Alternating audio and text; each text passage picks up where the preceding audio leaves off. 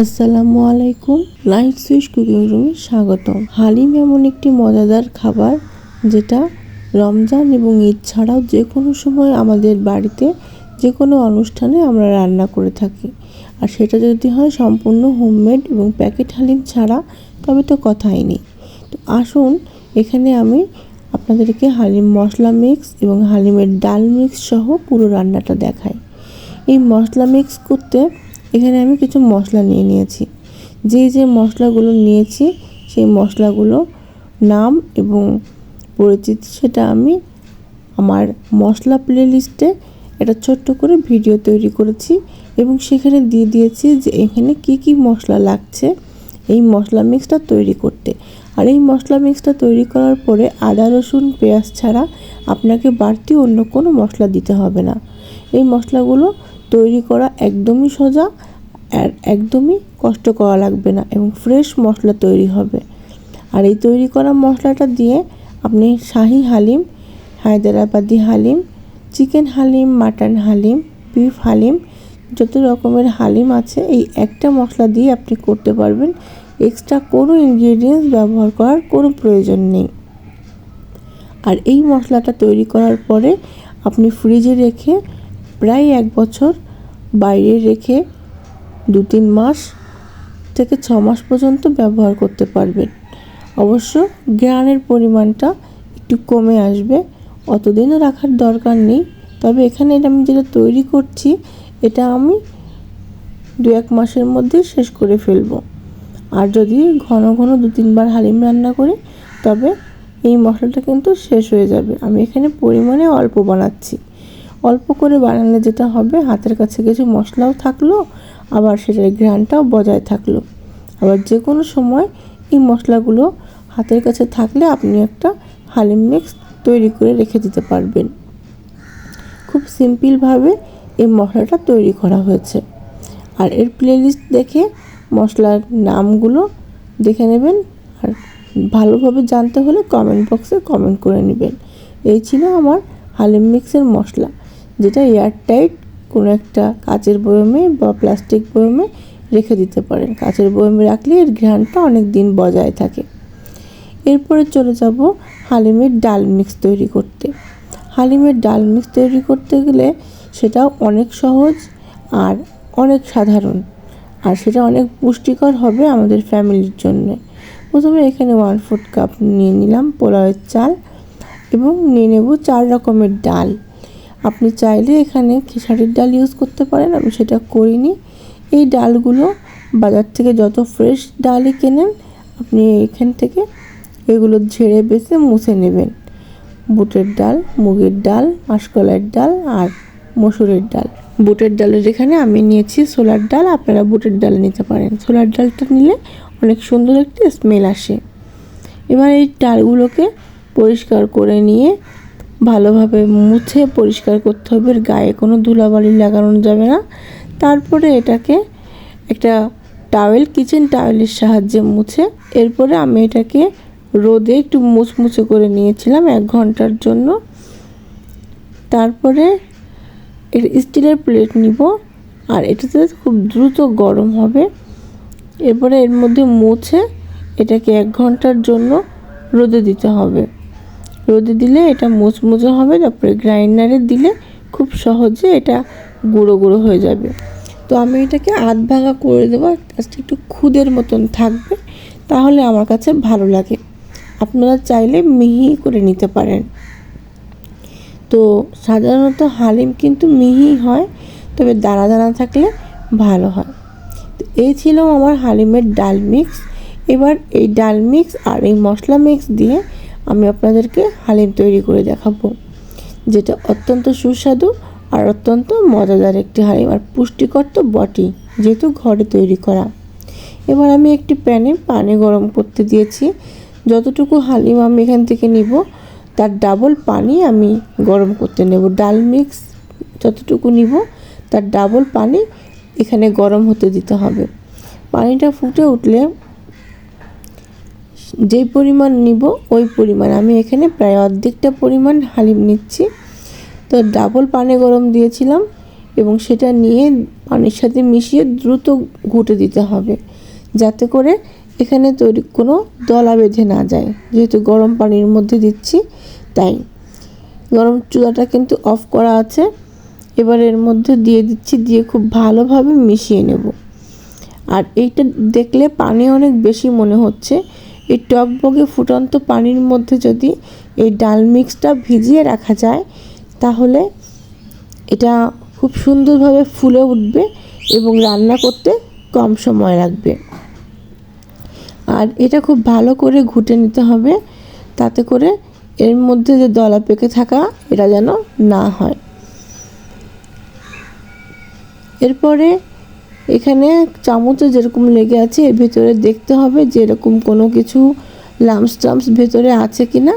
যদি না থাকে তাহলে ভালো কথা। এভাবে করে আমি দিয়ে সবটা মিশিয়ে নেব। কোনো দলা থাকা যাবে না, দলা থাকলে কিন্তু সেটা রান্নার সময় বোঝা যাবে, দলা হয়ে থাকবে, ওটা ছাড়তে যাবে না। এবার এখানে 1/4 কাপ তেল নিয়ে নেব। আর হ্যাঁ, ডাল মিক্সটা কিন্তু আধা ঘন্টা থেকে 1 ঘন্টার জন্য রেস্টে রেখে দিতে হবে। তারপরে এখানে 1/4 কাপ তেলের মধ্যে আমি 1/4 কাপ পেঁয়াজ দিয়ে দিলাম। পরিমাণ এটাকে আরও বেশি দেওয়া যায়, যার যার রুচি মতন। তো আমি এখানে 1/4 কাপের বেশি হাফ কাপ মতন নিয়েছি, হাফ কাপ পেঁয়াজ নিয়েছি। নিয়ে এটাকে খুব ভালো করে ভেজে এটাকে সুন্দর একটা গোল্ডেন ব্রাউন কালার করে নেব। গোল্ডেন ব্রাউন কালারটা করার জন্য এটাকে খুব ঘন ঘন নাড়তে হবে, আর পেঁয়াজগুলো খুব মিহি করে কোচাতে হবে। সুন্দর মিহি কোচানো হলে খুব দ্রুত এর গায়ে একটা কালার চলে আসবে, যে কালারটা দেখতে অনেক সুন্দর হবে। আর পুড়ে গেলে হবে না, কালো হয়ে গেলে হবে না, পুরো রান্নাটা কালো হয়ে যাবে।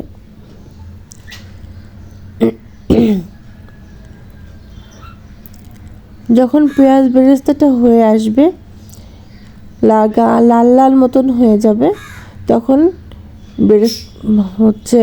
চুলার ভলিউমটা কমিয়ে দিতে হবে, তা না হলে আগুনের তাপ বেশি লেগে এটা পুড়ে যাবে। আর এখান থেকে অল্প কিছু বেরেস্তা আমি একটু উঠিয়ে রাখবো, এটা গার্নিশ করার জন্য, উপরে দেওয়ার জন্য। আর বাদ বাকি বেরেস্তাটা আমি রান্নায় ব্যবহার করব। আপনি চাইলে পুরো বেরেস্তাটা তুলে রেখে এখানে বেরেস্তা ছাড়া বেরেস্তার তেলে রান্না করতে পারেন। তবে বেরেস্তার মধ্যে রান্না করলে এটা আলাদা করে কোনো ফোড়ন দেওয়া লাগবে না। অনেক সময় হালিমে অনেকে ফোড়ন দেয়, এই ফোড়নটা দেওয়া লাগবে না। এবার আমি এখানে দিয়ে দিলাম 1 কাপ মাংস। এখানে হাড় চর্বি সব আছে। এগুলো দেখতে সাদা লাগছে যে আমি গরম পানি, লবণ পানি, গরম পানি দিয়ে মাংসটাকে ধুয়ে নিয়েছি, এজন্য দেখতে সাদা লাগছে। এবার খুব ভালোভাবে মাংসটা তেলে একটু কষিয়ে নেব, তাতে করে মাংসটা দ্রুত সেদ্ধ হয়ে যায়। সাথে দিয়ে দেবো লবণ, যাতে মাংসের পানিটা ছেড়ে দেয়। এবার খুব ভালোভাবে নাড়াচাড়া করতে হবে। নাড়াচাড়া করতে করতে মাংসের গা থেকে পানি বের হয়ে আসবে। আর তেলের পরে মাংসটা একটু সটে করে নিলে, একটু সময় নিয়ে করলে দ্রুত মাংসটা সেদ্ধ হয়। আরেকটা কথা, যখন হালিম রান্না করবেন তখন হালিমে কখনো ঠান্ডা পানি ইউজ করবেন না। গরম পানি ইউজ করলে রান্নাটা দ্রুত হয় আর খাবারটা খেতে অনেক টেস্টি হয়। আর যেহেতু এই হালিমটা আপনার নিজে হাতে করা, মশলা থেকে শুরু করে ডাল মিক্স সব কিছু আপনি নিজে করেছেন, সো এটা অনেক পুষ্টিকর খাবার, আপনার পরিবারের জন্য অনেক হেলদি। বাজারের হালিমের প্যাকেটগুলোই খোলা ডাল মিশ্রিত থাকে, তারা নিশ্চয়ই আমাদের বাড়ির মতো করে পরিষ্কার পরিচ্ছন্ন করে না, সো ওটাতে একটু জীবাণু থাকতেই পারে। এরপরে এখানে দিয়ে দেবো 1 টেবিল চামচ আদা বাটা, 1 টেবিল চামচ রসুন বাটা। ভালোভাবে দিয়ে এটাকে সমস্ত মাংসের সাথে মিশিয়ে নেব। মাংসের সাথে মিশিয়ে নেওয়ার পরে এখানে এই মাংসের সাথে যে মশলাটা দেওয়া হলো, এর কাঁচা গন্ধটা দূর হতে একটু সময় দিতে হবে, কাঁচা আদা বাটা আর কাঁচা রসুন বাটার ফ্লেভারটা। এরপরে আমি আর অন্য কোনো মাংসের মশলার সাথে অন্য কোনো মশলা দেব না। মাংসের সাথে অন্য কোনো মশলা দিব না। এখানে শুধু হালিম মিক্সের মশলাটাই ব্যবহার করা হবে। এর পানিটা শুকিয়ে যখন চিটপিট করছে, তেলটা উপরে উঠে আসছে, এবং বেরেস্তার কারণে মাংসের একটা সুন্দর ঘ্রাণ চলে এসেছে। এভাবে এটা রান্না করার পরে এখান থেকে আমি যে মশলাটা ইউজ করব, আমি যেভাবে দিচ্ছি এভাবে করে দিলে 1.5 থেকে 2 টেবিল চামচের মতন মশলা আমি এখানে ব্যবহার করলাম। আর এই মশলাটা দিয়ে একটু সুন্দর করে কষিয়ে তারপরে এর মধ্যে পানি দিয়ে দিতে হবে, যাতে করে মশলাটা পুড়ে না যায়, রঙটা কালো না হয়ে যায়। আর হ্যাঁ, এই মশলাটা কিন্তু যখন পাউডার করেছি তখন আমি এর মধ্যে হলুদের গুঁড়া এবং বিট লবণ ব্যবহার করেছি। তো হলুদের গুঁড়া আর বিট লবণ 1 টেবিল চামচ করে টোটাল মশলায় ব্যবহার করেছিলাম, তাই এর মধ্যে আমি আর কোনো হলুদ ব্যবহার করব না। কিন্তু লবণটা তো টোটাল ব্যবহার করিনি, তাই এখানে লবণ দিয়ে নিয়েছি। এরপরে খুব ভালোভাবে এটাকে কষিয়ে নিতে হবে ঢাকনাটা দিয়ে বেশ কিছুক্ষণের জন্য, যতক্ষণ না পর্যন্ত একটা সুন্দর স্মেল বের হচ্ছে আর এর পানিটা একটু কমে আসছে। ঢাকনাটা উঠিয়ে দেখলাম তলে যেন লেগে না যায়। আর হালিম রান্নার ক্ষেত্রে সবসময় তলা ভারী কড়াই ইউজ করবেন বা ভারী কড়াই ইউজ করবেন, যাতে করে খুব ঘন ঘন ঘুরতে না হয়। পাতলা কড়াই হলে কিন্তু হালিম রান্না করাটা খুব টাফ হয়ে যায়। তো আমি এর মধ্যে একটু স্পাইসি করার জন্য সামান্য একটু ঝালের গুঁড়া দিলাম আর একটু টেস্টিং সল্ট দিলাম। এটা সম্পূর্ণই অপশনাল, আপনি দিতেও পারেন নাও পারেন, তবে আমার একটু ভালো লাগে। এটা দিলে একদম রেস্টুরেন্টের মতন ফ্লেভার আসে, টেস্ট আসে টেস্টিং সল্ট দিলে, তাই আমি এটা অনেক রান্নায় ইউজ করে থাকি। আপনাদের কাছে এটা স্কিপ করতে পারেন। এবার যে ভিজিয়ে রাখা ডাল, এই ডালগুলো একদম ভিজে গেছে, এই ডালগুলো দিয়ে দেবো এর ভিতরে। ডালগুলো দিয়ে দেওয়ার পরে এবার ডালটার সাথে মাংসটা খুব ভালোভাবে মিশিয়ে নেব। আর হ্যাঁ, এটা একটু বড় পাত্রে করলে সুবিধা হয়। আমি ভিডিওটি করার স্বার্থে পাত্রটা ছোট নিয়েছিলাম যাতে ভালো করে দেখাতে পারি। আসলে উঁচু পাত্রে করলে দেখানোটা একটু কষ্টকর হয়ে যায়, সেজন্য তো এটার জন্য আমাকে একটু সাফার করতে হয়েছে, একটু সময় নিয়ে রান্না করতে হয়েছে।